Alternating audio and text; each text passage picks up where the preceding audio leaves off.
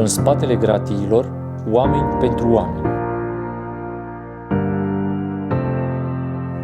Ca și agent în cadrul sectorului vizită, rolul meu este esențial pentru menținerea unui echilibru delicat între siguranță și umanitate. Noi, eu, de fapt toată echipa mea, suntem martori la toate întrevederile dintre persoane private de libertate și familiile lor. Sunt momente încărcate emoțional care necesită fermitate, dar și empatie în același timp. Această funcție m-a format ca și om, în primul rând. M-a învățat să privesc dincolo de aparențe, să comunic mai eficient, să mențin autoritatea, fără a uita în același timp cum e să fiu uman. Fiecare vizită, fiecare pachet primit, fiecare scrisoare verificată reprezintă puncte de legătură între persoane private de libertate și lumea exterioară. Activitatea noastră implică mai mult decât respectarea unor proceduri, presupune responsabilitate, atenție la detalii și atitudinea corectă față de fiecare persoană, fie că este deținut, fie că este aparținător, persoană vizitatoare sau coleg.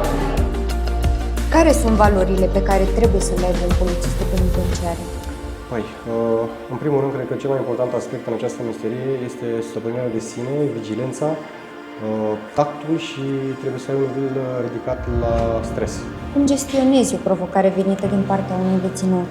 Trebuie să-ți păstrezi calmul, trebuie să impuse anumite limite și respectul cu care tratezi fiecare persoană privată de libertate, același lucru să primești mai mult ca sigur înapoi. Ce faci când te simți epuizat din punct de vedere emoțional? Înveți să trăiești cu astfel de sentimente. Este foarte important ca în momentul în care treci de ușa penitenciarului să te detașezi de absolut ceea ce vezi și trăiești aici. De ce ai ales acest sistem?